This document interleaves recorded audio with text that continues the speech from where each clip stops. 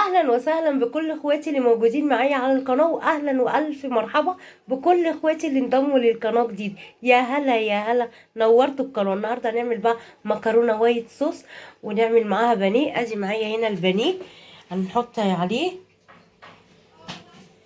معايا هنا كيلو من البانيه. هحط عليه 2 بيضه،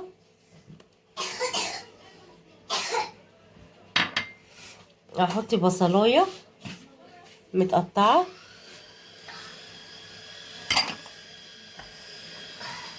هحط هنا ملح وزعتر وفلفل اسود وثوم بودر وبصل بودر. طبعا ايدي بقى نضيفه وزي الفل. هقلب الحاجات دي كلها مع بعض، واسيب البانيه يتبل كده بالخلطه بتاعتنا دي شويه.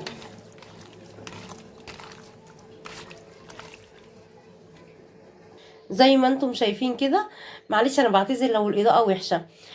زي ما انتم شايفين كده البانيه كده بقى هسيبه يتبل شويه. هعمل ايه بقى دلوقتي؟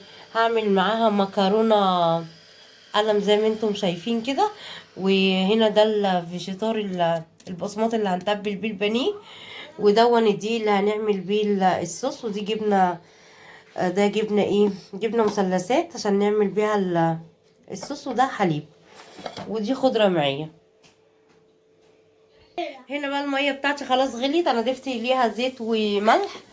اوعى بس يا عمر النار. وفي ماشي يلا.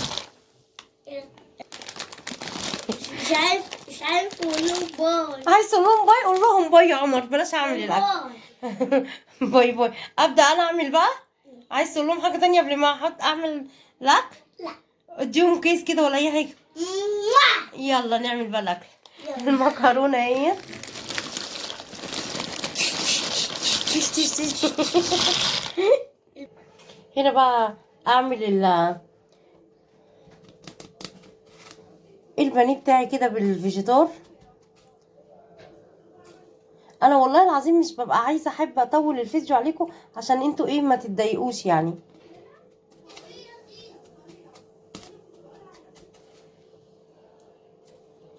اعمل كل الكميه بقى. ده كيلو بانيه معايا، اعمله كله وارجع لكم.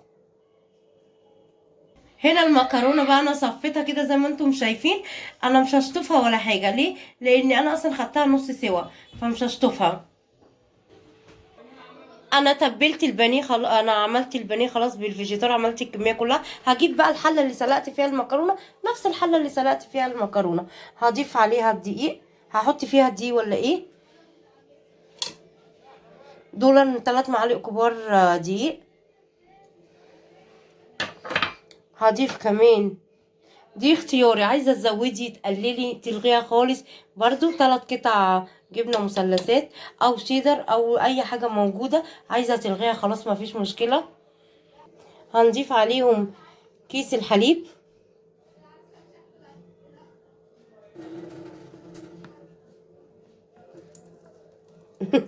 فاتحه الحليب من الناحيه التانية، ونقلبهم كويس جدا جدا.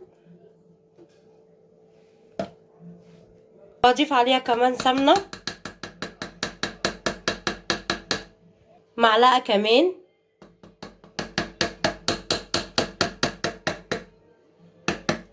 وهنا كمان معايا جبنه رومي مبشوره اضيفها. وهنا هحمر البانيه. هنا انا بقلي البانيه. هنا بقى رفعت المكونات بتاعتي دي اللي انتوا شفتوها على النار لحد ما البشاميل بتاعي يتقل. طبعا 3 معالق دقيق. الجبنه المثلثات او الكيري اختياري. الجبنه الرومي، ملح وفلفل اسود. اقول لكم بقى، اقسم بالله حبه مكرونه وايت صوص ومع البانيه كده، هو حاجه كده طعمها والله خطير. تعالوا اتفضلوا اتغدوا معانا. عايزه اقول لكم بقى اكله جميله. وبصوا الصوص سايح فيها ازاي، سايح وناح زي ما بيقولوا. بصوا طعم بقى، الله والله العظيم انا مش عارفه اوصف لكم اللي انا حسيت. طعمها جميل جدا. انا كده الفيديو بتاعي خلص. لو عجبكم الفيديو لايك وشير وسبسكرايب وكومنتي زيكم يديني دافع ان اكمل. بحبكم كتير اوي اوي اوي اوي اوي. مكرونه وايت صوص حكايه. باي باي، نلتقي ان شاء الله في فيديو اخر. مع السلامه.